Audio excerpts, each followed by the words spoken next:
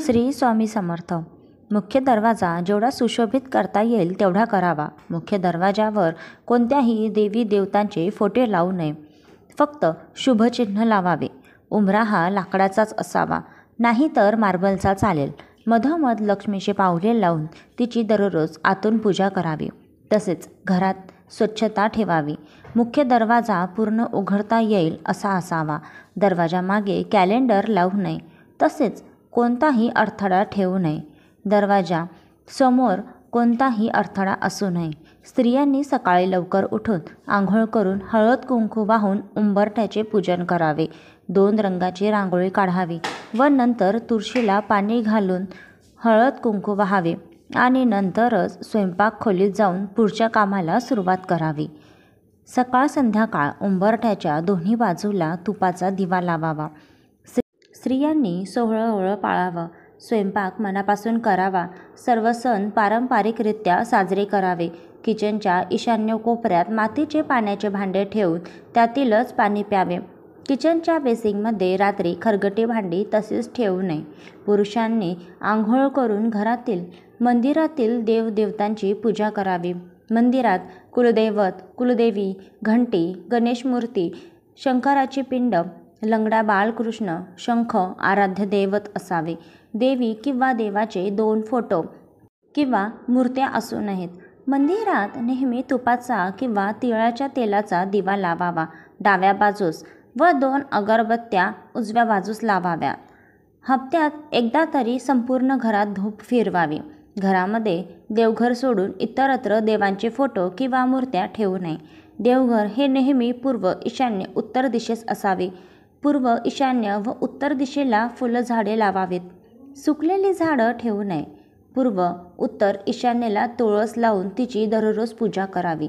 घरात कोणतेही काम करताना पूर्व, ईशान्य व उत्तर दिशेलाच तोंड करून करावे.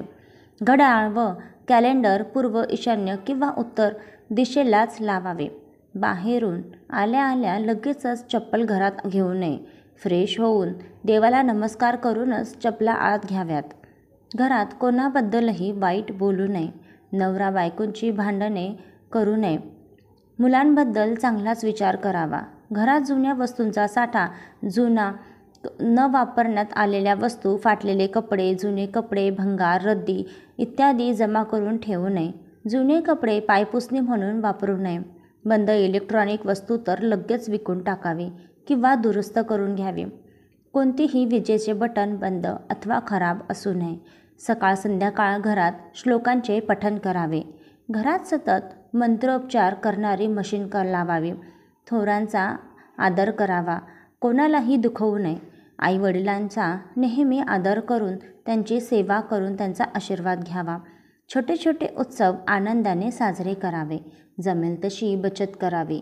कर्त्या पुरुषाने घरात किंवा ऑफिसमध्ये कोणतेही निर्णय घेताना पश्चिम किंवा दक्षिणेकडे पाठ करूनच करावे.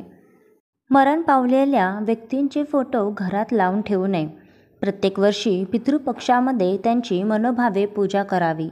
जर त्यांचे फोटो लावायचेच असतील तर उत्तर दिशेच्या भिंतीवर दक्षिणेकडे तोंड करून लावावे. वर्षातून एकदा सहपरिवार कुलदेवी कुलदैवतांच्या दर्शनास न चुकता जाऊन यावे.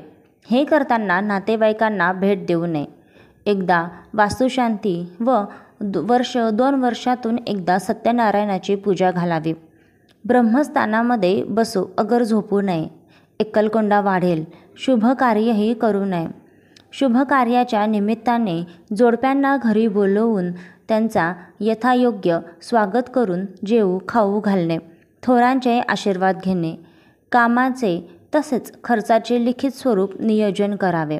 घरात हसत खेळत वातावरण ठेवावे.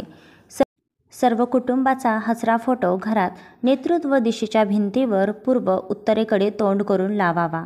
शेजाऱ्यांशी चांगले संबंध ठेवावे. सर्वांबरोबर मनमोकळे राहावे. व्यवहाराचे निर्णय घेताना शांत डोक्याने घेणे. भावूक होऊन जाऊ नये. व्हिडिओ आवडला असेल तर चॅनलला सबस्क्राईब नक्की करा, जेणेकरून असेच नवनवीन व्हिडिओ तुम्हाला पाहायला भेटतील. व्हिडिओ लाईक आणि शेअर करायला विसरू नका. पुन्हा भेटूया पुढच्या व्हिडिओत. तोपर्यंत श्री स्वामी समर्थ.